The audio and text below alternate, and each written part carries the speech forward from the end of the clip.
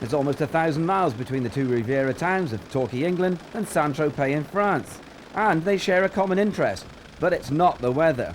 In 1995, both play host to major offshore powerboating championships. And this is Torquay, venue for the second round of the British National Championships.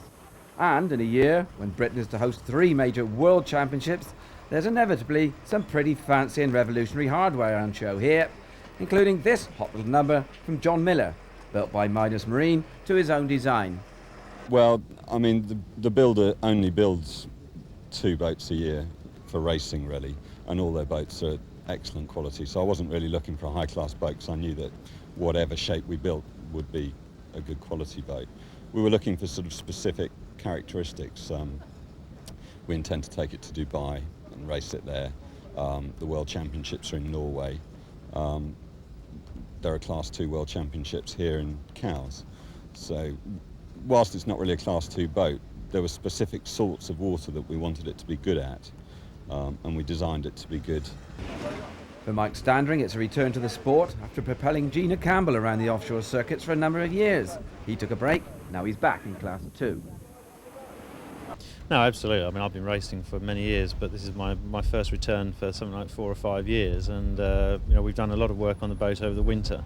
The boat's been entirely re-rigged. It's probably better than it's ever been, and we're absolutely delighted with it. We've got the World Championships coming up in Cowes in August, and that really is our major focus. Graham and I really think we've got an excellent chance of doing something there. Now they say every sport needs a colourful character, and powerboating is no exception.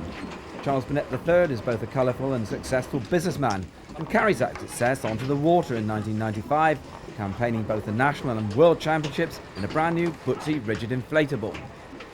That's right. This is one of the almost in some ways a retrogression because catamarans have been leading the field for so long. We're now back to a narrow monohull again. Of course, the advantage here is you've got 2 wide rubber fenders that actually give lift with air under the boat. We have a wing that helps to lift it up, and the collar itself stabilizes, so when you come down on your side, the boat will bounce up to a vertical position again. So the course is wonderful for us. It's quite a short, sharp chop in the bay and some big rollers as we come out beyond the headland. So that's wonderful as far as we're concerned. The other competitors may not be so happy. Now, finding a top model screwing a propeller on an offshore powerboat in a male-dominated sport might seem rather odd, but not for Sarah Donoghue. Rough or flat, she takes them on. I don't know, I think they're going to be running a shorter course today because it is actually really rough, so we've got another briefing to come and they're going to say, exactly how short it's going to be. But it is quite big out there. What preparations do you have to do for yourself to get ready for the season? Well, because this season I've changed from hydraulic steering to wire steering, I've actually had to do a lot of weight training. That's the only preparation for myself, really, because I'm using the sort of steering that men use, and a lot of the guys are actually saying you're not going to be able to cope with it, because it's really tough. So that's the preparation that I've done. And the weather far from kind here today. High winds and torrential rain forcing OOD Richard Ridout to implement that storm course. But even so, it's a 50-mile torture, especially for the tiny 1.3 litres. Among their numbers, and alongside Sarah Donoghue, more glamour, this time in the shape of Debbie Cottrell and Sarah Bellamy, aiming to become the first all-girl crew to win that 1.3 litre World Championship. But surely their aim today, like the rest of the 26 competing crews, will be survival. Finishing will be the name of the game, and keeping breakages to a minimum. Well, a good-sized crowd here, braving the elements await the off. And here they go, yellow flag to bring them all into line, and then the green flag to set them on their way. And reluctantly, no doubt, in some cases. And it's the big boys then in front, awaiting their cue, keener no question, and certainly capable of coping with these big swells here at Torquay today. Well, there's the green flag, and it's Miller with the early break, followed by Standring, but no American. The story from the pit lane is he's high and dry with a flat battery, so a couple of minutes before he gets underway. So an early present here for Miller, beautifully positioned on that start line and getting his 1995 campaign in the new boat off to a great start, and making it look quite easy here. Oh, and there is Burnett, so he's on his way, but he must be at least 3 or 4 minutes behind. Oh, there's the lead, very difficult to tell from here. So Miller then still in front. but not a lot more than 60 miles per hour, I would say. Enough for him at this stage. So he arrives at Mark 1 then, satisfied no doubt. His maiden voyage is off to a satisfactory start. Oh, well now, having said that, he hasn't turned. Slows down dramatically, so problems there. And this is second, M9, Mike Standring and Graham Peck, and soon to be first if Miller can't get going. So this is the boat, a 28-foot skater cat, holds the Class 2 world speed record at 135.78 miles per hour, but only about half of that here. And it looks as if he will take that lead. Comes into the mark. Miller, we're told, has stopped. A wash in front there is the P38 in the production division. But more importantly, where's Burnett? Yes, and there he is, just a minute or so down now. So after that dreadful start, some recovery here from the American. And of course, the boat just made for the conditions. Oh, well, that's the confirmation then that Miller and Jardine have called it a day after that early lead. Up to third now then in Class 2 go Cliff Smith and Dave Tyrrell and the Cougar. Oh, and our first close look at the conditions. Well, that's what they've got to face. It's not going to be an easy day, is it?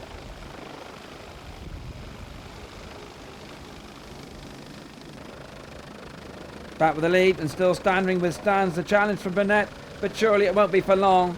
The big diesel-powered rib specifically designed for big seas. And a good close-up of it here. This is the lead for 4 litre. D28 Colin Stoneman and Mark Bridges near side. D8 Mark Mulvaney and Dave Voice far side. Great scrap. Back up front. Now then, is that first or second? For Standring, it's got to be second. The American takes the lead. Well, like taking candy from a baby out there now from the American, surely. And those are the conditions are sure. Well, heavy rain, hardly any visibility. That's tough going. Difficult enough with these boats, seeing out the cockpit on a day when it's dry. The boat angle, which doesn't allow you to see the water immediately ahead. So that is atrocious conditions at the end of this first lap. Well, now then, Burnett's gone wrong there. Now you can see quite clearly Standring and Peck turned left as they should, but the American's gone straight on. So M9 takes the lead for the second time in this race. Well, he lost it the last time. What can he do this time? Burnett, with superior handling plus that extra power, can easily come back, of course. That's if he can find his way. End of lap 1 for 4 litre, and it looks as if D28 Colin Stoneman has got away from D8 Mark Mulvaney. Oh, well, and there is Cliff Smith, M20. When we saw him, he was struggling, and victim of the most awful conditions now here. Oh, and Standring in trouble, out of the cockpit here. Heading for the port engine. Oh, well, the signs that say it all. So they're dropping like flies here in Torquay. This is the American, M2. Is he on course? Literally. Well, it could be an easy win for him. That's if he can find his way round. And you have to say, navigation has let him down on so many occasions. Or he might get away with it here. He won't in the Worlds. So if Burnett is back on course, because that's Stoneman now right up behind him. And on his limits. Well, no one has ever questioned Stoneman's commitment. This is 110%.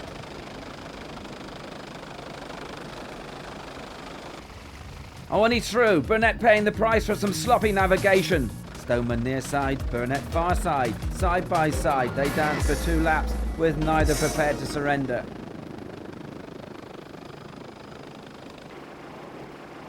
This was third overall. And second and 4 litre, Mark Mulvaney and Dave Voice under considerable power. But not far behind, and fourth overall, Jerseyman Roy Smith leading 2 litre. And in the 1.3 litre division, Ian Cutler and Lawrence Bellamy taking the easy route to a bad back, but on course for a hatful of points. And even keeping up here with veteran campaigner and former European champion Jeff Purvis, 2 divisions above. And another victim of the Torquay venomous swells, out go the girls in B82.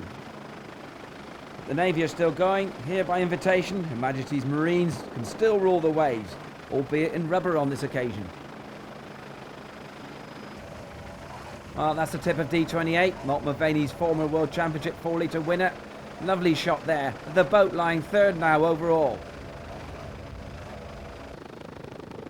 But that's the lead. The challengers on the right, Burnett with his nose just in front of Stoneman now.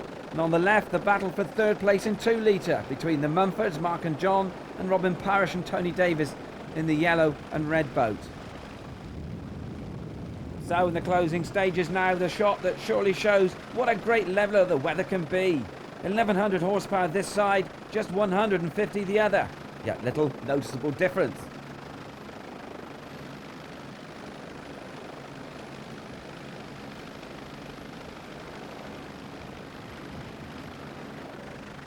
And of those with the shots of equality, this is certainly the shot of commitment. And Stoneman almost losing his helmet there with the force of water passing over his head. And one still feels that he's going to have another go here. Will certainly be his last opportunity. Robin Parrish there also getting psyched up. But really, it should be the American as they roll in at the end of the final lap with all the cards. Beginning now to pull away. Perhaps he feels that it's time to show the rest exactly what he's made of.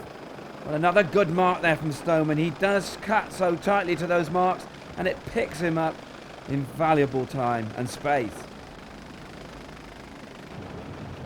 So on the run in now then to the line, and that's what Stoneman has to do. And you've got to say he isn't going to do it. Burnett at last in full control. He has one more lap to do than the smaller boat. And I would say that if Stoneman's got any sense, he'll leave it there. No extra points for beating the Class 2 boy. I'd say he'd made his point. So as each race goes by, Burnett is beginning to make his point too. Once the navigation is sorted out, he'll be on course for world honours. So Stoneman then finishes with a win in 4 litre after running Burnett Class 2 all the way. But good practice for both before they face the rest of the world in their respective World Championships. The 2 1994 champions back on course, Roy Smith 2 litre and Ian Cutler 1.3 litre, are getting it right at the right time.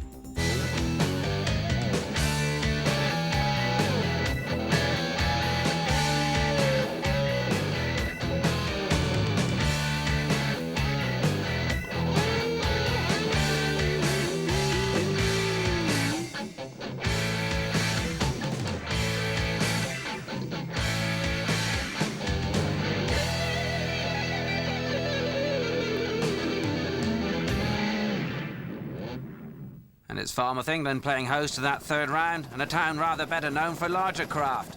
The huge dry docks have refitted the merchant navy for almost 100 years here. Cornwall, though, also boasts a great sailing tradition. Many of the world's greatest commercial schooners and ships of war sheltered and sometimes foundered here on the wild and unpredictable waters. Not today, though. Flat calm for the new warriors of the waves, racing in Class 2, 4 litre, 2 litre and 1.3 litre. And no longer the fear of running aground. These days, high-tech equipment includes satellite navigation, ensuring not only a safe passage, but an edge in navigation over those with traditional compasses. Nowadays, the sport is peppered with successful young businessmen, easy to display their entrepreneurial skills behind the wheel afloat, as well as in the city. Among them, John Miller, with his latest creation. So is it built primarily as a 6 litre boat then? It is a 6 litre boat, and it's built primarily for racing in the Middle East, really, to suit the sort of water conditions they have out there. And it's nice and sunny out there, which makes it more fun. Certainly is. Well, now tell me, it looks pretty good. Does it go any good? It's very fast. It's very early days yet. I mean, we've had propellers stolen and things like that, so we haven't done as much testing as we would have liked, because we waited for new propellers to arrive. The only few that we had left after the theft were no good at all. Is there any part of its handling you don't like? Yeah, into the wind it's got too much lift, so it snakes along a bit, but downwind it's very good, which is very unusual for a catamaran. So when everybody else is going flying along, we'll be going quite sedately, and then the other way around the other way. Okay, you're saying it's very fast. What are we talking about in terms of speed? We've seen 110 miles an hour on GPS, which for a boat that is, well, I mean, it hasn't done more than 5 hours in the water. That's a good starting point. American Charles Burnett III is also an extremely successful businessman. His chain of Los Locos restaurants are acclaimed worldwide, and for him, it's a new boat for 1995, and for Falmouth, a new navigator. No problem at all. I've already been out sort of 3 or 4 times in it, put a couple of hours on it, and we'll be going steady today. And there's still 4 races before there, so I'm sure we've got a lot of testing to do before then. We've got a number of things we want to try to improve the boat's capabilities in certain water conditions, and we'll be ready for it. Looking forward to it? Very much so. Individually successful, both on and off the water, Mike Standring and Graham Peck, M9, now collectively prepare for Class 2 World Honours. But it hasn't all been plain sailing, as Mike Standring explains. Yeah, I think so. Yeah, we made a bad choice on props, as you know, and today we've got the right props on, so I can't say we've got an excuse at the moment. Now, you've had a few outings now to get used to the boat, and not too many left before the World Championship. You're going to be up and ready? Yeah, I think so, yeah. Well, I mean, we're very confident as a team. We know the boat works well, it's very, very quick, and, you know, we're saving everything for the World Championships. Yeah, I mean, how important is that? I mean, it's the Class 2 Championship has eluded you in the past. I mean, is it a big thing? It is the pinnacle. I mean, everybody wants to win the big one, and of course the World Championship is the ultimate. And you know, the best you can do is win, you know, your class of World Championship, and that's exactly what we're going to have a go at. The appearance of an all-girl crew in this male-dominated domain is always guaranteed to raise the odd eyebrow. But for Lost Low-Cost sponsor Debbie Cottrell and Sarah Bellamy, the buck stops right there. Oh yeah, certainly. I mean, we're just as good as the men that race in 1.3 litre. I'm sure they'd say that too, but yes, we hope we've got a very good chance. We hope we're going to have a fast boat. We hope everything's going to go right on the day, nothing's going to break down. We're certainly going to have the right attitude to go out and win. So we're looking forward to it. And from a voyage of maidens to a maiden voyage, Martin Mansbridge's aluminium masterpiece makes its debut here. But even following 2 years of careful planning, there's still a few bits to be sorted out. We have got a few problems. Obviously it's going to be a bit of a shakedown race for us, this one. It's the first outing, but we're having a bit of a problem with getting the engine set up properly, and I think predominantly fuel, but we'll get there. So tell me about the boat. It's made of aluminium, which is pretty unusual these days.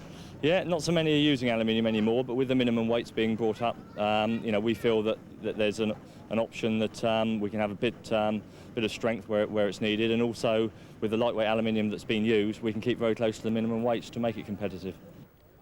So you pays your money and takes your chance these days in offshore. Wood, fiberglass, composite, aluminium, even rubber. It's a free choice, and sometimes a gamble into the unknown. However, there's a growing feeling a big new image is about to explode, and that's something that hasn't escaped the notice of a former Class 1 star. Well, Richard Carr, we're normally used to seeing you in a Class 1 powerboat. Here you are on something slightly different. Oh, well, you know, I think what it is all to do with ego, isn't it? OK, then, it's bikes at the moment. When are we going to see you back in the big boat? Oh, I've never been away from bikes. I've always liked... I like anything that's powerful and noisy. Yeah, I think once it's in the blood, it's true. It's always there. Yes, next year I shall probably come back again, I think, yeah. However, I only want to race nationally. One, because of budget, and two, because I don't really enjoy travelling at weekends. Now then, there's been a lot of talk about classes in this country. What's your view? How should offshore powerboat be facing this the problem of numbers? I think there is no doubt that I think the proof is here that the sport needs looking at very, very closely.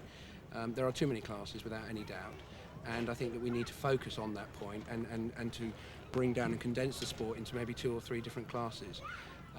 Then I think there'd be a lot more competition. I think the sport would be able to be packaged and probably marketed a lot better to sponsors. At the moment, it's very confusing. If you're an outsider from the sport, you really, really can't quite understand why one boat has got D written on it, another boat's got C written on it, and yet they're all in the same race. That's what needs to be done. There needs to be 2 or 3 classes, or maybe just 2 classes, and then there'd be real competition, and it'd be man against man, not money against money. Now, there is talk of a Formula 6,000 offshore powerboat Super League 6,000, which would be 32-foot boats, triple outboards as opposed to inboards. Big boat appeal. Does it appeal to you? Yes, definitely. That's the way to go, and that's what I am interested in. I'm here this weekend solely actually to come and have a look at the boat that didn't arrive, because I want to see what there is here. There's a lot of new boats and some very interesting boats. There's a lot of new guys in the sport who seem to be really taking the bull by the horns. But what I'm interested in is actually seeing the sport change direction and move away from being what was once, I think, an amateur sport for rich people into being a sport which is able to attract money and people come into it and actually compete, you know, as I say, man against man, not the budget against budget. I mean, it's an absolutely ridiculous situation where really the richest man wins. And I've spent a lot of money in this sport, as you well know. And I think that has got to change if the sport is to survive. If it doesn't change, I think the sport will diminish to nothing. The thoughts of Richard Carr then, constructively controversial as usual, but much wisdom in those words, many would say. Meanwhile then, it's Class 2 and 4 litre ready to go, 130 miles ahead, and not so much the worry of the waters today, but the fear of mechanical failure. Flat out, foot to the floor all the way in these conditions, and that's the most punishing of all. And it's Burnett with the early break from Stoneman second, and Mansbridge moving up to take over that spot with M13 on this side. And this is powerful stuff again from the American. The boat built by Fabio Buzzi, specifically for the rougher conditions, has continually triumphed in the flat this year. And once again at around 100 miles per hour, he immediately opens the gap of around 300 metres now over Mansbridge, Stoneman and Miller on the right. Great shot of Falmouth there. And that's exactly how flat it is.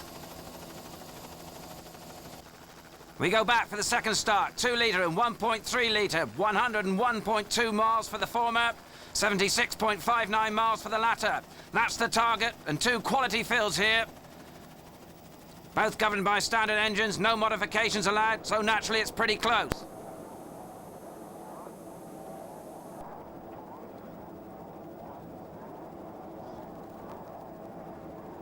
And that's the lead in 2 litre. Last year's runner-up, Robin Parrish and Tony Davis from Harrow. The 27-foot Campbell Wright Cat. Without luck this year, 2 races, 2 retirements. But this looks good. Overall now, and Burnett under threat here. Mansbridge has dropped back and Miller's Cat is ready to pounce. Doing exactly what he said it could, and the Americans with his hands full. This is Stoneman, 4th overall, leads 4 litre, and catches the wash of something odd there. Comes through it, keeps the power on, and remains in pursuit of Mansbridge. And there is Mansbridge, 3rd overall, and a pleasing first run out so far for the 33-foot Donoghue Cunningham Cat. There's Cliff Smith, that's number 25th, Standringham Peck, making up the top 6. And after 15 miles, just 83 seconds separating them. That's the battle for second place in 4 litre. Malt Mulvaney left of picture. Jeff Purvis centre. The Frenchman just had a picture on the right. Standard engines here again, remember, 2 XR2 Mercuries, producing around 200 horsepower each, and around 90 miles per hour here. And that's the 2.5 litre Mercuries of Miller, still chasing Burnett for Class 2 and overall honours. So, where's Burnett? Well, there he is. This is 2 litre though. C50, Robin Parrish and Tony Davis ahead of C45, Mark and John Mumford. It's 51 miles halfway mark, and this is 5th position for local team Steve Hoare and Jeff Lowcock. 4th in the championship, need the points badly here, but this isn't their water. They'd like it much rougher than that. Leading B-class up to 90 horsepower, Peter Wilson and John Moore in the Argo Cat.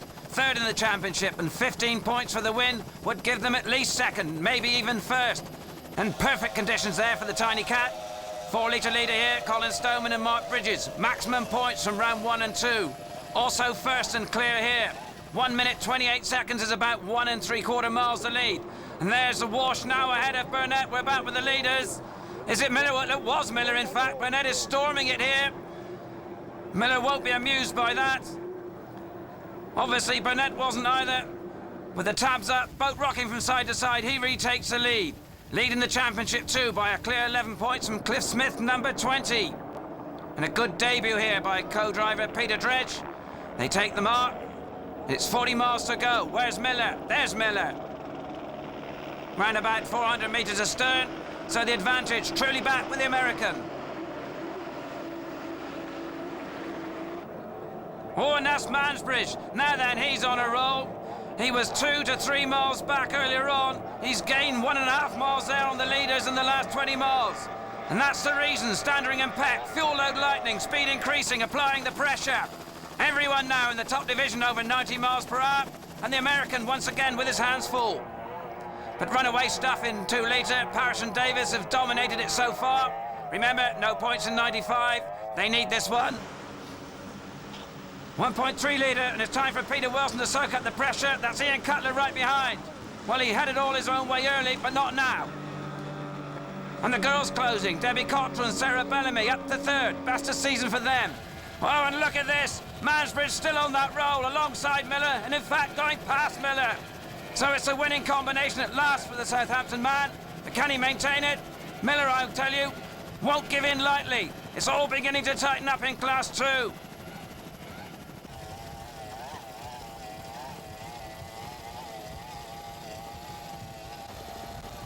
And the same in 4 litre. This is the flying Frenchman, Yann Caderet. He's come from absolutely nowhere in the last 10 miles.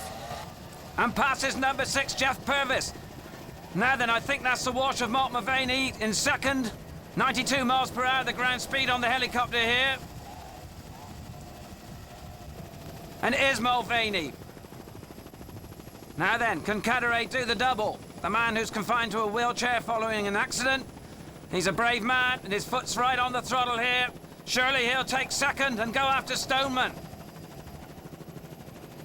And Caderet gambling. Goes for the flatter line. Mulvaney takes a direct route. That might be interesting. And the direct route here to maximum points for the American. A lap and a half to go and a massive lead. The rigid inflatable creation of Italian Fabio Buzzi, really looking in great value here.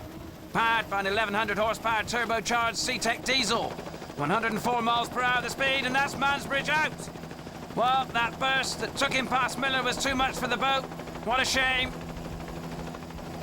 Centre engine it looks to be, the cowling off there. He'll be disappointed. Back with 2 litre, C24, Trevor Burton, Terry Pittman, no points in the championship. This is 6. That would yield a comparative fistful of 3 if they can get through the next 20 miles. D19, Adam Younger and Alan Green, 4th in 4 litre in this race, 3rd in the championship, and a little bit to do here. 4 points would give them a total of 12. Mulvaney's 11 would give him 17. That's how they stand. Cliff Smith and Dave Tyrrell, 2nd only to Burnett in the league. This is now 3rd for 6 points, keeping him clear of Miller at the end of the day, if he can keep going. Miller, of course, joining the championship late. But into the last lap now, and Burnett has lapped most of the fleet. Only Miller left to offer what really is only token resistance. So what a good bet Burnett looks for Class 2 World Honours. As does Miller. Here he is for World 6 litre honours. Oh, in trouble here for Stoneman. He's dropping back. Mark Bridges standing in the back with 1 lap to go. Well, that's a considerable drop in speed. Now then, there's Caderet. He's got past Mulvaney. Still under full power. Approaches the start-finish line for the penultimate time. Crosses it now, and that's just 1 minute 5 seconds behind. 8.74 miles to go. Into their last lap, the girls, Debbie Cottrell and Sarah Bellamy, still a season's best, 3rd. But they're being chased hard. There they are, Pat Moen and Stefan Kondak, B47, and trouble in 4 litre for Jeff Purvis. His turn now to lose power. That's got to be one engine. And Adam Younger breathing down his neck. No such problems here, though. B14, Ian Cutler and Lawrence Bellamy were 2nd in the table this morning, would go top if they get past Wilson. He's a half mile ahead. This is Stoneman, 60 miles an hour, still in front in 4 litre just, because this is Caderet, 90 miles per hour. Just over a mile between them, 4 miles to go. A great shot there, the girls. They'll tell you it might be flat, but never easy.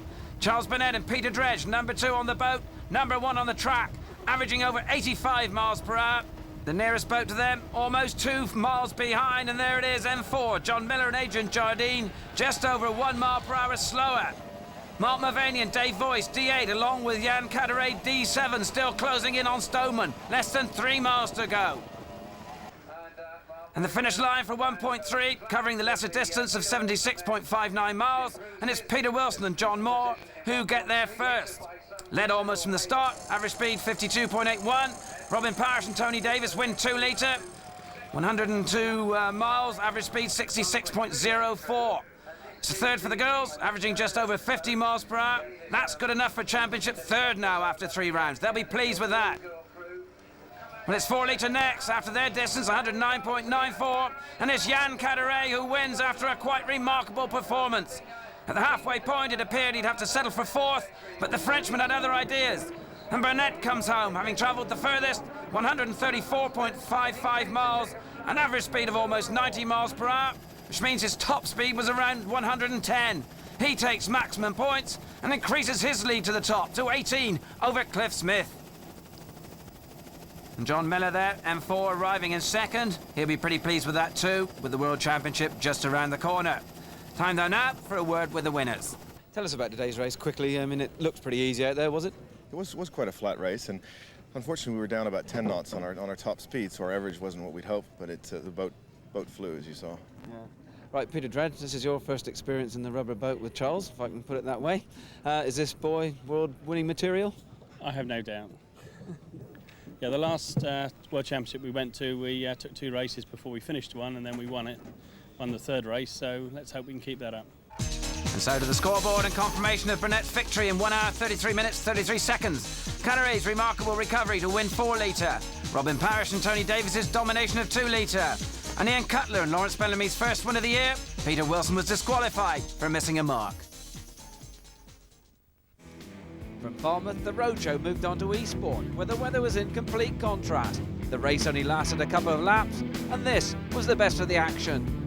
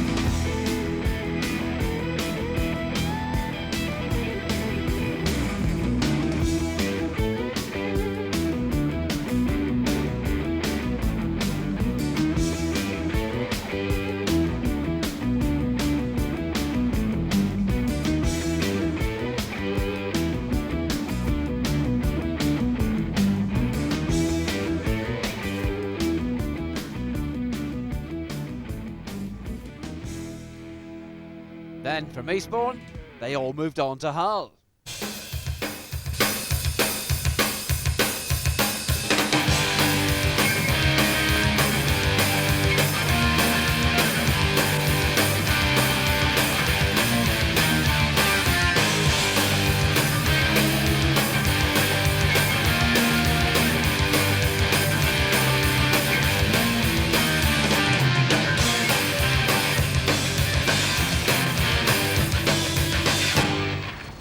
Humberside is probably best known for its maritime associations. No question this impressive and powerful county features highly amongst Britain's proud seafaring traditions. Through the centuries, the city of Hull has been the engine room here, and while still an important North Sea port, now boasts a spectacular waterfront marina. The heritage with the sea, though, has spilled over to a more modern ideology. This is now Britain's premier powerboat venue, attracting competitors from all over the world, including South Africa. Great. You know, after last year, with the 4 litre in Hartlepool, the guys got so hyped up, they wanted to come to Britain. And we brought 30 people in all, 4 boats, of which they've never raced before in Britain. A marvellous time. How difficult was it to put the package together to get the teams here? Sponsorship is the problem, being so far away, but thanks to Portnet, which is the company that's sponsoring the World Championships next year, they decided to send us over here on the learning curve, and that's what we're here to do. Talking more generally, you know, South Africa back into sport now. What sort of feeling is there in the country at home? Tremendous. Half the team got national colours. The pride of South Africa is back in Britain, in the world, Powerboat Offshore racing. And of course, we are great to be back in Britain, and I'm very happy to bring them here. And it's a pretty impressive lineup all round. The fastest 15 1.3 litre boats in the world, representing 6 countries, will contest over 3 rounds on the often unpredictable estuary waters of the River Humber. This is round 1 beneath the majestic Humber Bridge. First point's obviously important, but so will be an early appraisal of the conditions and the opposition. 400 points for a win then, 300 for a second, 225 for third, 169 for fourth, 127 for fifth, and so on down to 13th, which will amass you, believe it or not, just 13. Well, that's the way they score. This is the way they start. The yellow flag precedes the green, and that doesn't fly until they're all in as reasonable a line as practical. Just like that. So, 71.8 nautical miles lay ahead on the small circuit. That's 7 laps. Well, they all disappeared then in search of Mark 1.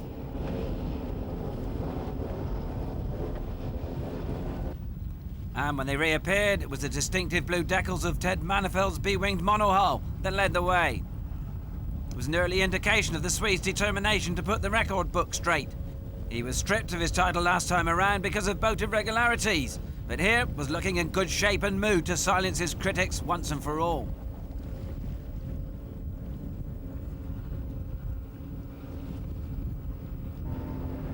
If there was a surprise in Heat 1, though, it was the early failure of the world speed record holder Peter Wilson to establish early dominance over the monohulls. His ultra-light Argo Cat was widely tipped as the likely winner in these flat waters, but here he had no answer to Manifeld's impressive opening.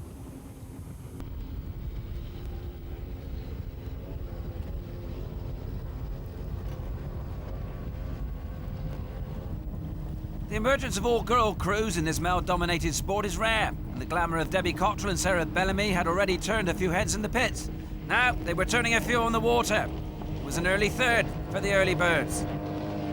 Behind them, though, it was anyone's game. Bricky Hill 41 was under pressure from UK champion Ian Cutler, though he would later relinquish the position. Cutler, in turn, was being Swede bashed himself by 49 Christian Bülow. Another of the girls, 57, model Sarah Donahue, giving him a hard time. But then came the twist. It transpired half the fleet had gone the wrong side of the start-finish grate and were hurriedly trying to put things right.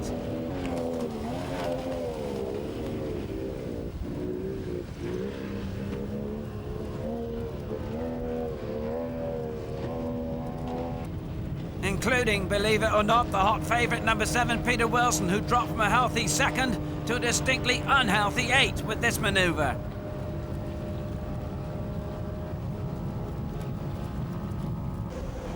Not that Manifeld was too much worried about that, he was far too busy winning. His speed rail bat boat finished the 82-mile circuit at an average speed of 56.76 miles per hour, and with Wilson's day going from bad to worse, he broke down. The Swede could scarcely have had a better start to his campaign.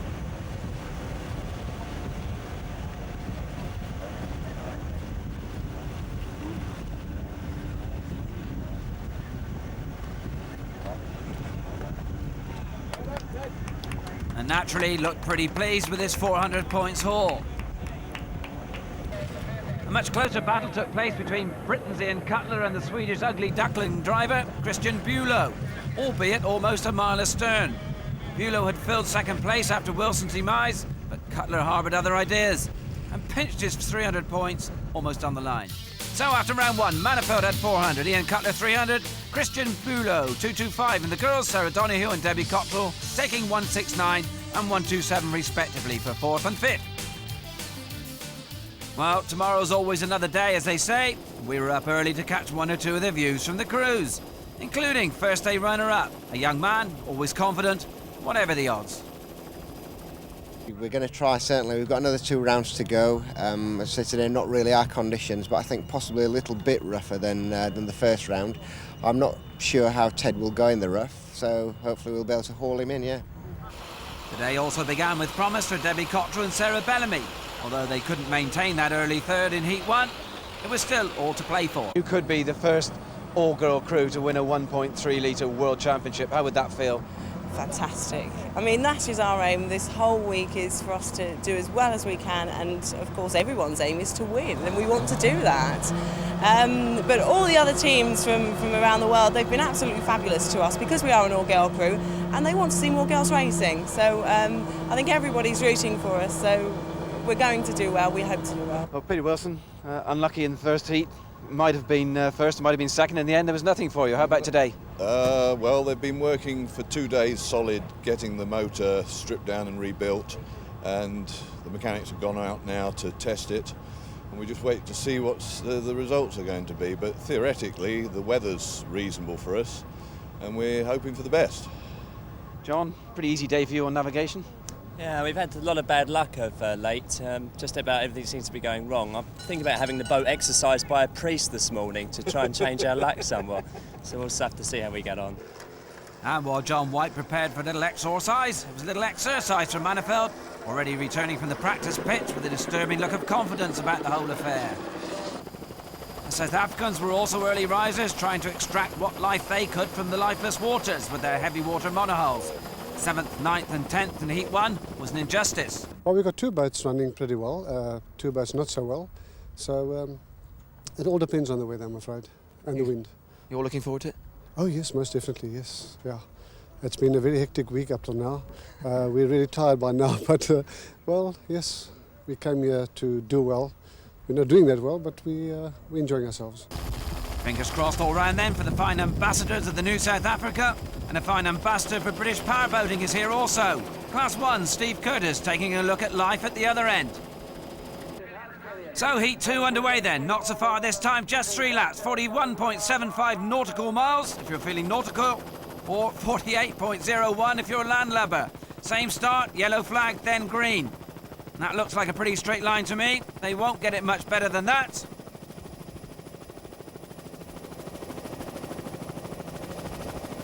And there is the green.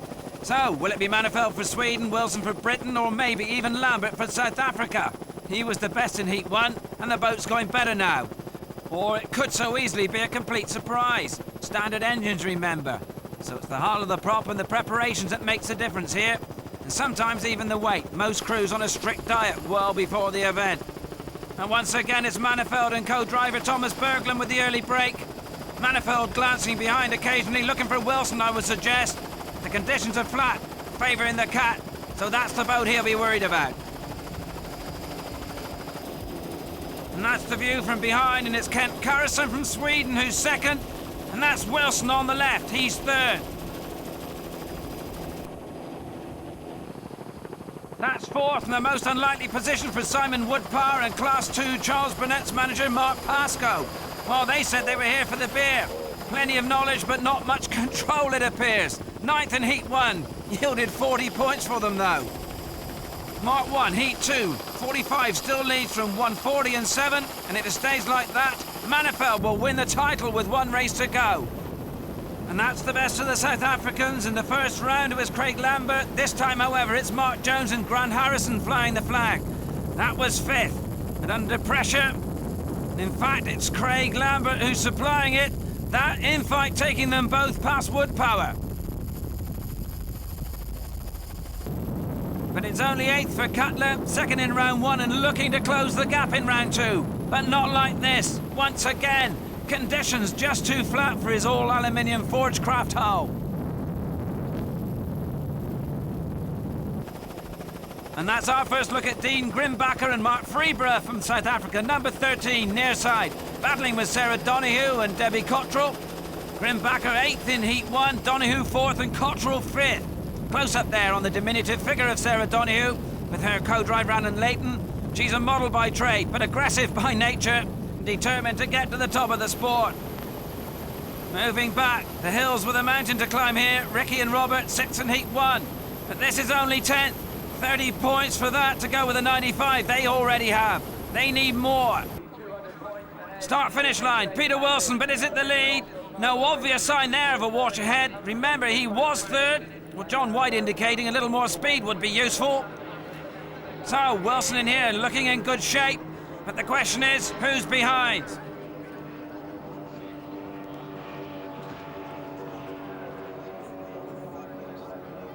Oh, and it's Manifeld, so unless Carrison has found a way through, Wilson must be in the lead. So all depends on the next boat. And it's Carrison. So Britain leads Sweden, and the championship opens up. And the girls are next, up from 6th to 4th in the last 2 miles, but still more to do. Could do with the top 3 for a shot at the title. Hill and Cutler are next, they're on a roll also. This is for 5th, 127 points. Both need them desperately, but Hill in particular. And it's a 7th for Lambert and Heaps, just 11 seconds adrift of Cutler, now in 6th. Peter Wilson and John White lead the second heat of the 1.3 litre World Offshore Powerboat Championships by 21 seconds and have put themselves right back in contention after that first round failure. Well, John White there checking the map. Remember, they made that mistake in the first heat. Won't want to do that again. And the team 21 seconds astern are Ted Manifeld and Thomas Berglund, Sweden. 400 points in round 1, 300 if they finish second here. That would put them almost out of sight. But here's the hitch, up from 10th at the start to 3rd now. 94 champions from Norway, Morgan Spro and Halford Berglund.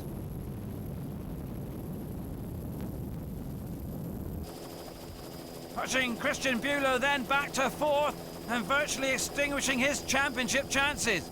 Bulow, 49 remember, 3rd in round 1. Back with Jones and Harrison, 10th in the same race, now 5th. So all that work on the boat overnight paying off here. Getting past teammate Lambert, but not getting away from Sarah Donoghue. She moves up. So we've lost the other girls, Debbie Cottrell and Sarah Bellamy, either dropping back or dropping out.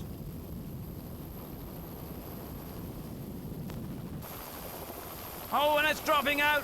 Bottoms up there, that's Debbie Cottrell, aft in the air. Well, quite what that problem is, I've no idea. Well, what a shame. 3rd, of course, when that happened.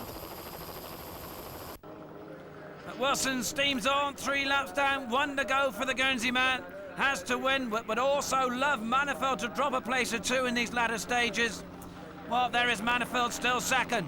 Was under threat from Morgan Spro last time around when the gap was down to just 40 seconds. No signs of concern this time, though.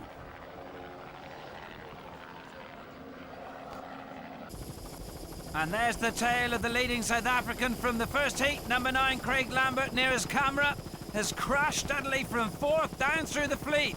This is for 12th with Simon Woodpower. Oh, and a little tomfoolery there from Mark Pascoe, number 82. Lambert, though, looking a little fed up. And what's he saying there? I think it is, it's not offshore. Give me some waves, I would guess. Anyway, he holds off Woodpower with 1 lap plus a bit to go.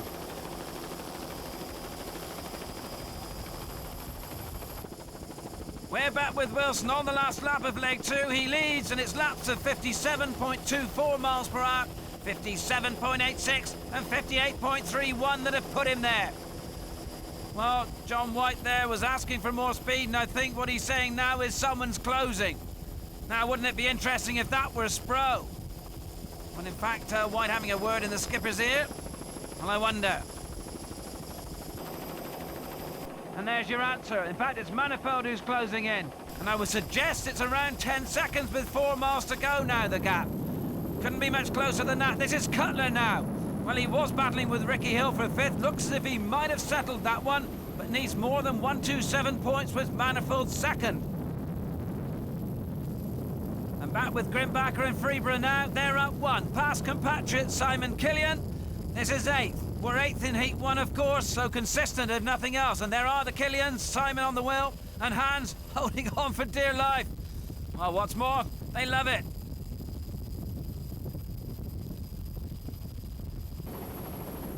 Ricky Hill, so he's definitely behind Cutler, and I would reckon this is 6th. 6th also in Heat 1 for the Welshman. Consistent again, but disappointing in this case. But he's still ahead of Sarah Donoghue. She's dropping back. Well, this must be 9th, and after a 4th in the first heat, and an early 4th here, she won't be too happy about that. But this man will. It's Peter Wilson with about a mile to go. And once again, John White checks for predators, but no need for concern, surely. And there is Manifeld, at least 10 seconds adrift still, and quite content, I would suggest, to stay in that 2nd place. He will go into the final encounter, still 300 points up. Once again then, John White, the communicator of glad tidings. And Manifold, the tactician of the first 2 rounds, who tidies up yet another good day's work here. So, after just over 48 minutes, it's Peter Wilson and John White, Great Britain, who pick up the major spoils of the day. 400 precious points that will go a long way in helping to swallow the bitter pill dished out to them in round 1. Now at least, there's a glimmer of hope in the quest for gold. And there's a scoreboard. Wilson, Great Britain with 400, Manifold, Sweden, 300. Spro, Norway got the 225. Bulow, Sweden, 169. Cutler, Great Britain, 127. Hill, Great Britain, 95. And Jones, South Africa, 71. Well, certainly much for the large crowd here to enjoy so far, but it could be the best is yet to come. As the sun goes down on day 2, no one here is in any doubt that Manifold is the favourite. 300 points better off than anyone else. He holds a well-deserved lead. And so day 3 dawns with many hopes high but many dreams shattered. None more so than the girls. No finish in Heat 2, so their 127 points from Heat 1 just wasn't enough. So close yet so far, but through it all, a brave face. It was so unfortunate. We were running very well. We had the boat running really nicely. It was a really comfortable ride for us. Ideal conditions for our boat, I think. So it was so unfortunate. The cable seized on the throttle and we just had full power. We just couldn't take those turns, so it's just very unfortunate. Today we hope, we've got it all sorted out and we're looking for a big win. Peter Wilson, before yesterday's second heat, you said anything less than a win would be no good to you. You did it, but it was tough, wasn't it? It was tough. There was 12 seconds at the end of the race, and there was never... Well, we were right neck and neck the whole race. It was a fabulous race. Enjoyed it.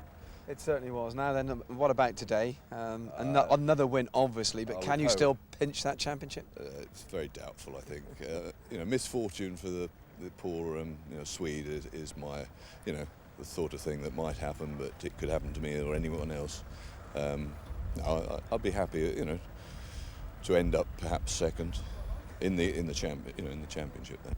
Well, Ted Manifold, you still lead the championship by quite a lot of points, but to finish second to Peter Wilson yesterday, does that put the pressure on a little? Yes, it is a little bit, but I have to finish more than the 5th today, so I think I have... the main thing is to get through the race. Now then, how are you going to approach that? Are you just going to make sure you finish in 5th position, or will you still try and win? Yes, I will still try to win, but I will see after 1 lap. If I'm in lead, I will still get the full throttle. Feeling pretty confident? Yeah, I think so. So Manifold then more than quietly confident of overall success, but surely more mindful of a mechanical failure than a Wilson success. So it's yellow flag time again for the final time then, all 15 boats running. Let's run through the points so far. Manifold Sweden leads on 700. Wilson Great Britain is 3rd on 400. In 2nd, Cutler Great Britain 427. Spro Norway 5th on 225. Donahue Great Britain 6th on 222. Hill Great Britain 7th on 190. The girls 8th on 127. Mark Jones South Africa 9th on 101. Dean Grimbacher South Africa 10th on 93. Craig Lambert South Africa 88 for 11th. And 12th, Simon Woodpower and Mark Pascoe 53. And Manifold leads again. And that's the view in his portside wingmer. Donahue near side, Hill far side. Both could make the podium, but neither will strike gold. And the rest of the pack there, and no sign of Wilson note.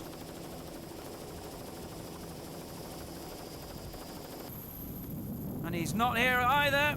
That's Spro near side, Bulow far side. Well, my guess that's for 2nd or 3rd, depending on Wilson's whereabouts. Well, Spro 51 on 225 will fancy his chances of bronze if he can repeat his 3rd of Heat 2, but he'll have to stay ahead of Bulow, who has 394 points, and that's no easy task. Well, the battle was indeed for 3rd, because this is for 1st. 2 boats as in Heat 2, and the same 2 once again. Wilson in the Tiny Argo, just with the edge. But Manifold has the points. 2nd will do nicely, of course, for him, but you wouldn't guess it looking from that picture. All the effort going in there. But Wilson will get away. Perfect conditions for the Tiny Cat. Short course. Once more, 4 laps this time. Total distance 43.60 nautical miles. 50.41 land miles. And at this pace, 68 miles per hour is the ground speed on the helicopter. It'll be 50 minutes or so for Wilson and Moore. And they'll know then whether they've pulled off a dramatic victory in this World Championship. Mind you, if both break down, it could be either Bulow or Cutler wearing that crown. And stranger things have happened. But safely round Mark 1 go the lead 2 boats. And well ahead of the pack, there is the pack, led by Bulow, but no Morgan Sproul. Well, I think that's Debbie Cottrell 4, certainly Sarah Donoghue's 5th, Ricky Hill 6th, and there's Sproul 7th. Well, something seriously amiss there. A disaster for the Norwegian. Whoop, and almost a disaster there. That's Simon Killen almost hooking into the path of Ian Cutler. Good reaction, though, from the Brit. Although no blame apportioned to the South African. That's all part of racing. And you have to say, no blame also on Cutler for his comparatively poor showing in the championship. Once more, this is 9th for the British champion in the flat. But give him the rough water, and he'd be up around the front. While he's on a bit of a roll here, finding a lively patch of estuary, and with Mark Jones at the same time, both finding this much more to their liking. That's really what they'd hoped for all week, but didn't get. And it's Sarah Donoghue who lays in their path. Well, she was in contention moments ago with Debbie Cottrell in the battle for 4th.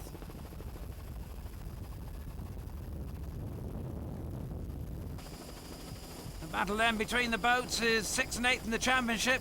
Still rages. 99 points separate them in the table, but it's a few centimetres here on the sea.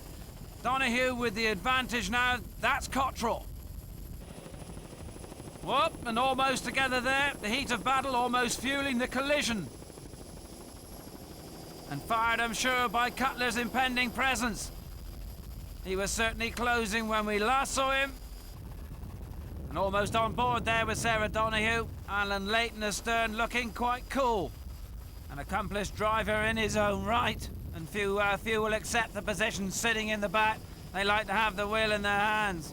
But back with the race.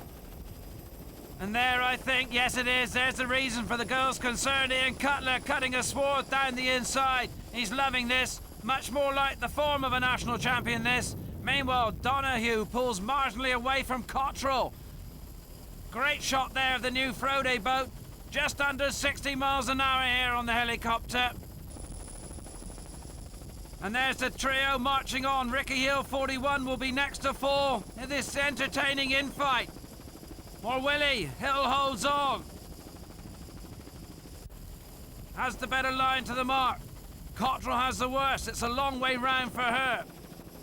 So, there they are, the four-way battle for 4th, and neither, I would suggest, prepared to give a quarter. 3rd mark then, lap 2, Cutler first, Cottrell with a wide run, keeps the power on, almost takes Hill, with Donoghue opting for the slower but tighter turn and better line into the straight. Behind them, another epic, Woodpower and the Springboks. Number 82 just leads from Lambert 5 and Killian 60. But it's fairy tales at the front, halfway. And the lead for Peter Wilson and John Moore, number 7. They can do no more than that, but can they still take the title?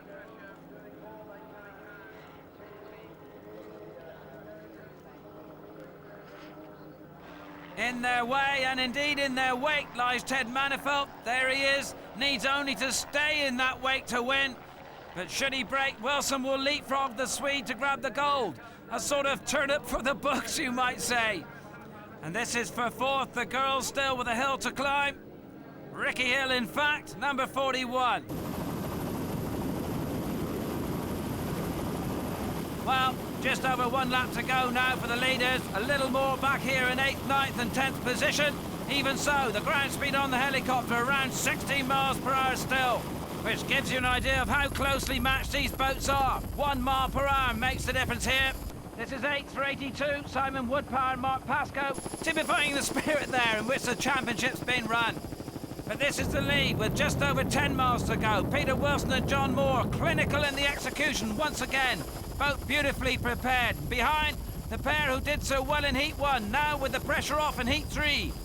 Need only to keep going surely to strike gold, but knowing for any mistake, they will pay most dearly. And behind them, the ugly duckling with the handsome king, Christian Bulow, 49, on course for bronze, and more should the others fall. Crispin Dixon with the flying lessons there. And this, I suspect, is the battle of fourth.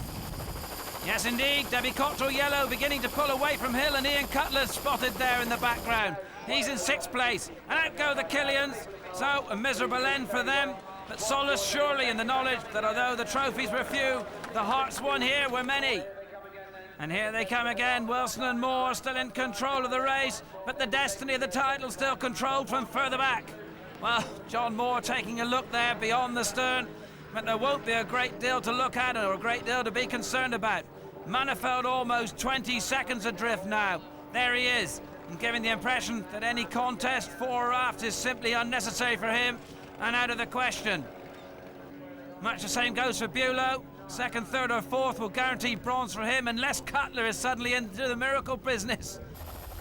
So let's take a look further back, and this looks interesting. Grimbacker near side, Donahue far side, while both have slowed considerably in the last lap or so. Donahue was in that great battle for 4th, remember, with Grimbacker in the following group. Now it looks as if the mechanical gremlins are getting the better of both here. Well, that's a pity. So the best of the South Africans then, still Mark Jones and Grant Harrison, but only just. They too beginning to lose pace, and as in the last race, it'll be Donahue and Grimbacker who take up the challenge. Debbie Cottrell, half a lap to go, still holds 4th ahead of Ricky Hill and Ian Cutler. So, Cutler's chances of bronze receding here. He has to get past Bulow, who's over 2 minutes ahead now. So not only will a 4th by Cottrell and Bellamy be a best of tournament, will also lift them into 6th ahead of Donahue. And had they held 4th in Heat 2 before that breakdown, it would have been 5th. Well, ahead of this pair, Hill and Hill, Robert and Ricky, perhaps that might be an injustice though, should they have lost their position to the girl crew behind. They fought hard for that. Anyway, talking of injustices, Wilson and Moore might be forgiven for thinking fate turned a cruel blow on them too. Few in a World Championship have won 2 races out of 3, yet not won the title. But here they are, first to the winning post for the 2nd time this week. 400 points will guarantee 2nd and 1st should Manifeld fare to make the line behind them. But had they got those few points in the first heat, what a big difference that would have made to this campaign. This would surely be the new world champions. Well, the flag there ready for the next boat, and it is Manifeld. He's the new 1.3 litre champion of the world. In the end, 400 points from Heat 1, 300 from Heats 2 and 3 was plenty enough. So he takes gold, and Wilson and Moore take generous applause from an appreciative crowd, knowing that had they not broken on that day 1, they would surely be number 1. And it's 3rd for Bulow. That will guarantee bronze from Ian Cutler, and a friendly pat on the head from Crispin Dixon. But the biggest cheer of the day goes to the biggest performance of the championship. 2 young Swedes who arrived with hope and returned with gold. And so on to the day's scoreboard. Wilson 400, Manifeld 300, Bulow in 3rd on 2.25, and Cottrell 1.69 in 4th. And this was Turn-Up Ted. Yeah, I tried really hard the first lap, but after that I saw Wilson get further in the front, and I just took a bit relaxed so I go through all the race. Well, he makes it sound so easy, and I suppose it was really. Wilson was 2nd, Bulow got 3rd, and Cutler just missed out in 4th. On Saturday, attentions were temporarily diverted away from the 1.3 litre championship to the 4th running of the Whole Gold Cup. Now that regularly attracts big crowds to the new marina, and 1995 was no exception.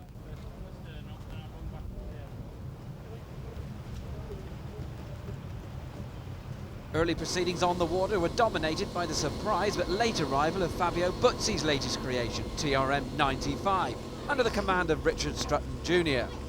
The eye-catching trimaran was hurriedly scrutineered, fueled up and thrown into battle against the UK high flyer Charles Burnett. We have a very good chance at the Gold Cup, because I believe the average we have to beat is only 64 knots, and this boat, as you know, is capable of close to 100. So other than the trimaran, I think we have the best chance. Same engine, same propeller today, so the speed shouldn't be dramatically more, although we understand they've tested at 128 on the lake. But getting around a tight course like this river course at Hull is going to take some doing, since this is their first race. So, Class 2 obviously in pretty good shape for a shot at the pot, but not so for Litre. The problem is, I think that the Class 2s are running about the same speed as us on average. Well, we're never going to beat them today, that's for sure. I mean, they're running 110, 115 miles an hour, and our boat's only capable of doing just on 100. So it's going to be very hard to beat the Class 2 boats. They've got to be favourite. The competition brings together all classes, the winner being the boat that achieves the highest average speed in its class over the average in that class for the previous 3 years of the competition. The theory being anyone could win, if you can work the rules out, that is. The Class 2 would always be favourite because of the comparatively low average speeds being recorded in 1993 and 1994. 4 Litre, on the other hand, would face a more difficult task in the wake of Colin Stoneman's blistering 80 miles per hour plus effort in last year's Hydrolift in 4 Litre. And that's the way it turned out to be. Burnett, after winning all Bridges events so far in the season, was favourite, with the untried TRM 95 of Richard Strutton a nervous second. Everyone was trying, even the 2 litres, although it wasn't going too well for some of them. Up front, it was a game of cat and mouse between Burnett in the yellow boat and Strutton in the white. But bit by bit, Strutton made his mark and started to pull away from the monohull.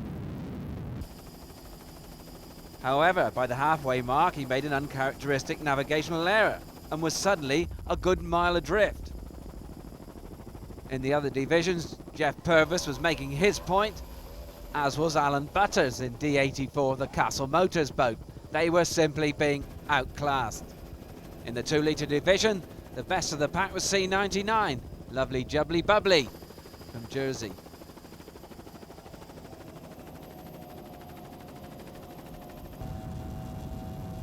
Last year's national champion in 2 litre, Roy Smith, also from Jersey, was struggling in the flat conditions.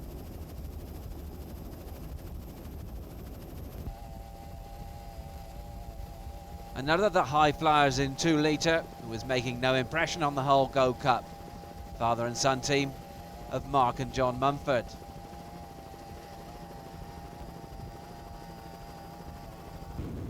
Up front, as the race reached its conclusion though, Burnett had a problem. It wasn't a boat, it was a predator. Strutton had gradually clawed his way back, and suddenly, as they went into the last lap, he was some 200 to 300 metres adrift. It was time for Burnett to lift the tabs, put all the power on, rock from side to side, and try and hold off the new boat from Bootsy. But the Trimaran has been tested at over 120 miles per hour, and it was always going to be a struggle. As they came down the finishing straight, Strutton did just enough. He pulled ahead by about a couple of 100 metres, and that in offshore terms is as close as you'll ever get to a dead heat. So Strutton then, first race, first win. How did he feel? I was up half the night, waiting for the boat to get here. Finally got here at 6 o'clock in the morning. Put it in the water, first time in England, and can't believe it, we won. It's like unbelievable feeling. What a performance that was from the boat. Yeah, we was clocking about 110 mile an hour, fastest pass of the course, and just gave it all it had really, all in the last lap. I think most people were expecting you to go out there for a test run, but it wasn't quite like that, was it? That's what we thought until the flag went down, and it's like a different story. It just it all changes once the flag goes down. No matter what you say, it all changes. It's a race then. So the chips were down for Burnett's team in Heat 2. Could they find the extra speed they needed? Mark Pascoe, you had the job overnight of finding a few more miles per hour on them too for Charles Burnett. How's it going? Yeah, that's right. We're really pushing yesterday, and we just need that little extra edge over Richard Strutton, which we're desperately trying to find. We've got a slightly different propeller on today. We're going to try running without the wing, which we think may give us a slight advantage. And we're just hoping that we've got a very, very good navigator who's very accurate on the marks. So we're relying on that side as well. Yeah, realistically though, M12 has come here, the first race yesterday, and it was pretty quick, wasn't it? Certainly a very, very fast boat. You can never take that away. It's a trimaran, which is always going to be extremely fast in flat conditions. But I think we'll see, as in future races, we may see a different result from that particular boat. How do you see today's race shaping up? I don't know. The wind's starting to pick up. We're hoping for a little bit of chop out there, which may well upset the trimaran. So we're hoping just we need 0.04 of a mile an hour to beat Stratton in the Gold Cup, which we'd really like to take home with us. And how about the man himself? Could he claw his way back? This whole Gold Cup is still pretty important, isn't it? That's right. We sure like to have that because this is probably the best opportunity this year to grab it. Obviously, with the speeds being set now close to 100 miles an hour, it'll be much more difficult to get to gain it in Class 2 next year. So it's going to be 110% from you today? 110%. We're going to hit those corners flat out, 100 miles an hour, and just hope we can keep from spinning out. So, Sunday's second and final heat would be all important.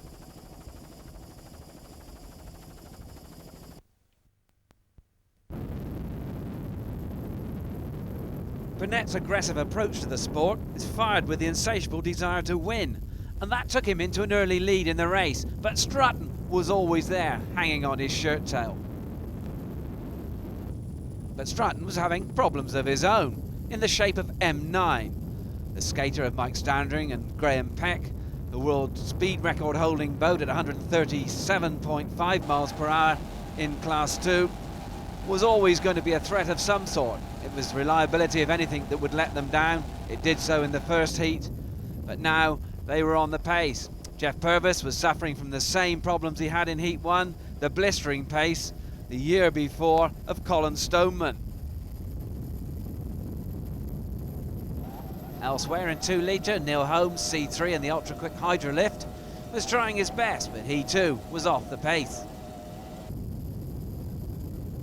As in Heat 1, Double M Music, C45, Mark and John Munford, same problem. Same problem for C24, Powerhouse, Trevor Burt. It just wasn't a day for anything but Class 2. And once again, the pick of the bunch in 2 litre, C99. Back up front, Burnett was about to suffer the same fate in Heat 2 as he suffered in Heat 1. And once again, it was Stratton who took the lead from him. Winding the trimaran up to around 115, 120 miles per hour on the straights, he was always going to be favourite. And then suddenly Burnett's chances were completely blown, along with a turbo on his C-Tech diesel. Well, that was always going to be the problem. Winding up the turbos often produces more speed, but such side effects. And the black trail he left in the Humber estuary was the only mark he was to make on the race. So Richard Stratton and his co-driver Howard Retham completed a unique double in unique circumstances. Straight in at the deep end and a win straight out for the coveted Gold Cup.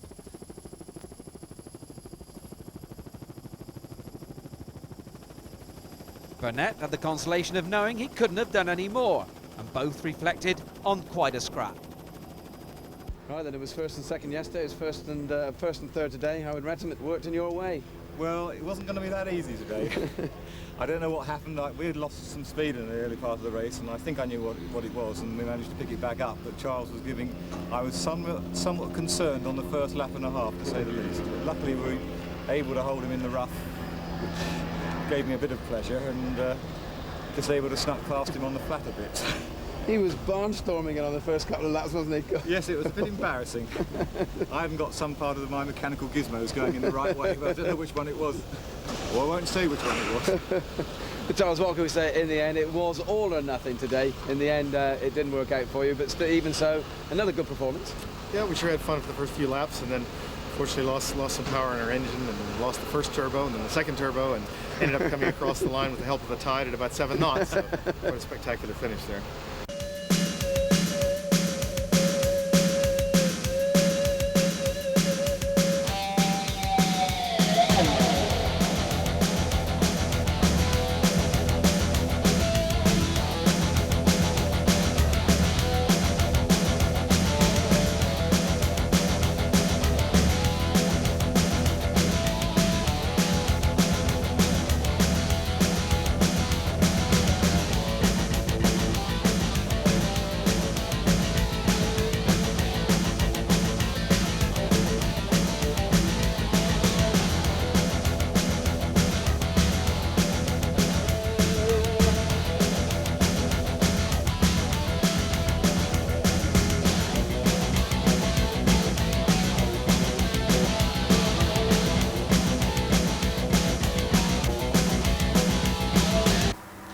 Well, we're moving away now from the big boys, and that was just a taste of the action that 2-litre racing can offer. So, smaller in capacity, but the fight for this Class 3 world title will be just as tough, that's for sure.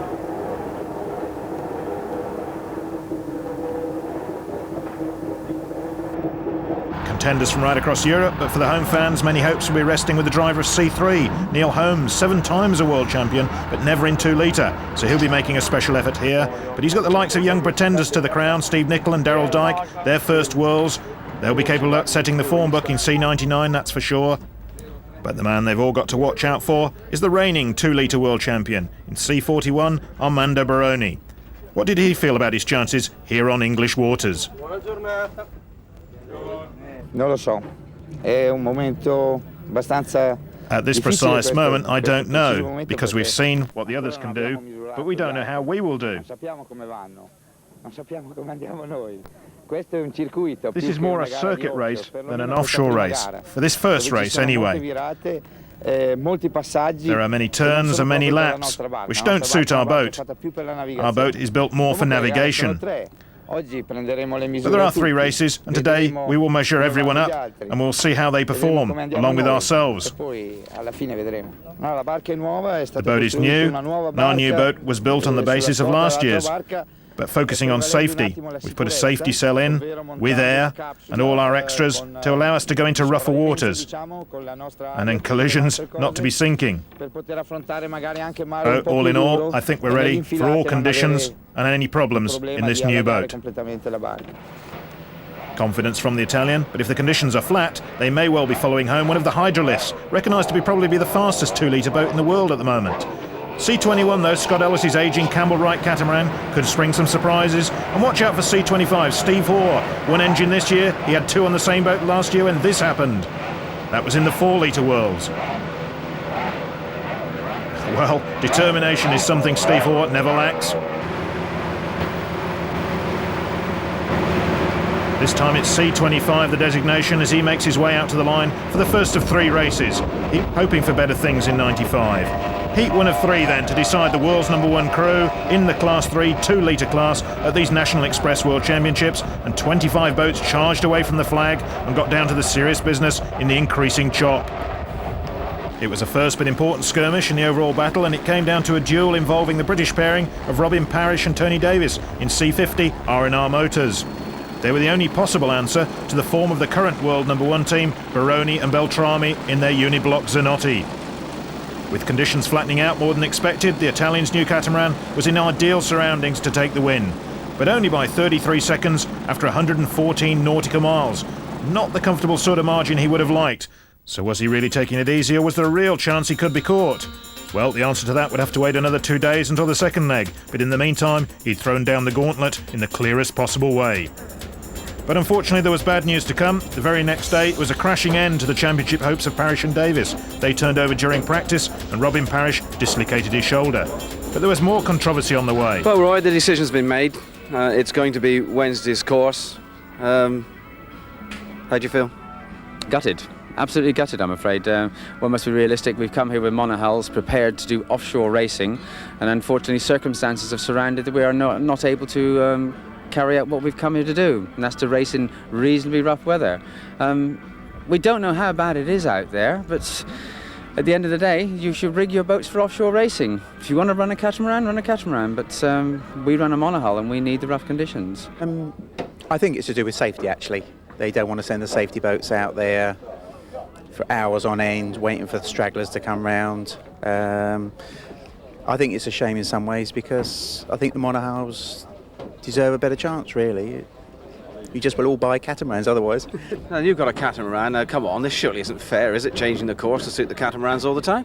Well, no, but I mean, not being able to see what it's like out at the bottom end, that, you know, obviously they're thinking about safety first, and so every now and again we have to gain and the monos lose out. I'm sure that the organisers have very good reasons behind it, though we as drivers should like it to be fair, so also the monohulls or the bigger boats would have a chance. So for us, it's a little unfair, we feel, but I'm sure the organisers have very good reasons. Do you think it's a point that should be looked at in the future, as it's causing so much controversy? Well, it's always a matter of safety, and as the boat speeds have increased so much, it's very hard But of course we want to do real offshore. Well, the weather conditions forcing the organisers to abandon the plain course and revert to the more sheltered route of Heat 1, a decision that hadn't pleased everyone, especially those monohull drivers. But going into Heat 2, it really was pay your money and take your choice, many of the experts now predicting a whitewash by the catamarans. But as the red funnel high-speed hydrofoil shot up to full speed, making the conditions look flatter than ever, Mother Nature was taking hand in the fate of the world title. It may have looked flat from the shore and from the helicopter, but down below, a residual swell was slowly turning the course in favour of those monohull drivers. And as sooner was the start underway than they knew it. You could almost see the grins under their helmets. 7th in Heat 1 on the near side, C4, former world champion Michael Frode from Sweden. He was now in his element.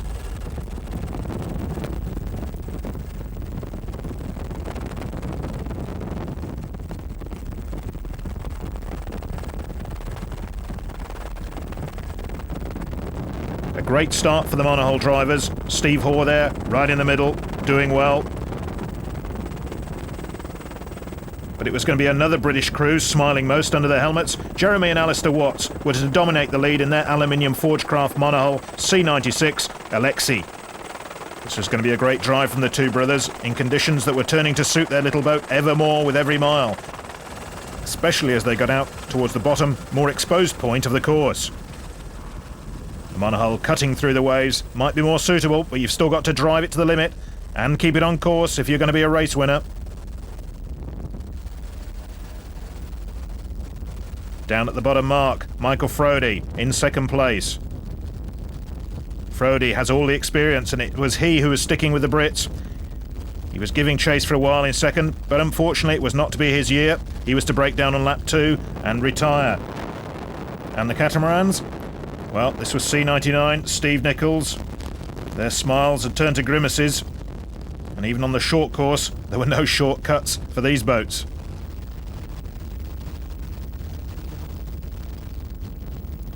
And another driver, destined to eat his words, though quite happily, was Roy Smith, C54. In spite of his early grievances, he was now up into second place. It was going to be second place and 300 points as a rich reward for a battling performance through these conditions. Well, a set of results that really opened up the championship. The Watts brothers up to second overall, and Roy Smith up to third overall with those results. But still Baroni had scored, and that left him clinging on at the top of the points pile for the final race. Well, what could the Brits do about that? Roy Smith, third heat today. You're still in with a chance. How much of a chance? Well, if the weather conditions carry on going the way they're going, we should be in with a very good shout. I hear it's 4-7 down at Weymouth, and the ribs are not going down to Torquay, so looking good, looking good. If that comes up around here, then yeah, certainly we'll be in with a good shout. Can you tell us exactly what you've got to do today? We have got to win. Alexei come third, and the Italian Cat come in fourth. Then we take it. Well, everyone very clear what they have to do, but it all depended just how well that Italian boat design would perform in the rough.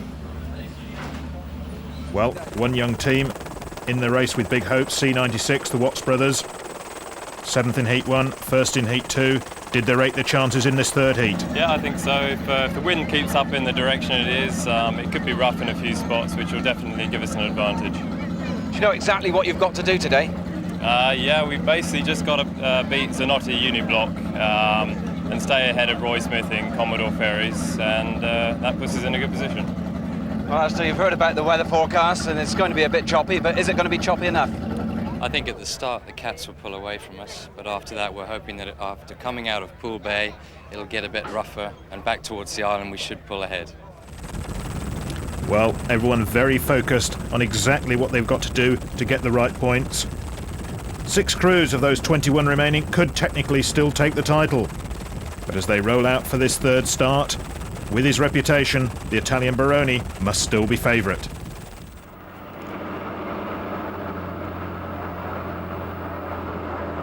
They're off on the third and final heat that will decide the World Championship of Class 3 2-litre here at the National Express World Powerboat Championships in Cowes. Well, it was all going to be down to conditions now. Would it be cats or would it be monohulls? Well, the early leader, a monohull, C27 Peter Little and David Arthur. a 5th in Heat 1, but nothing since. They can't win the title, but this is for podium and for pride. Chasing them up though into 2nd place, the Italian Baroni. This is where he needed to be to take the title. 2nd place would do. He just needed Watts and Smith behind him.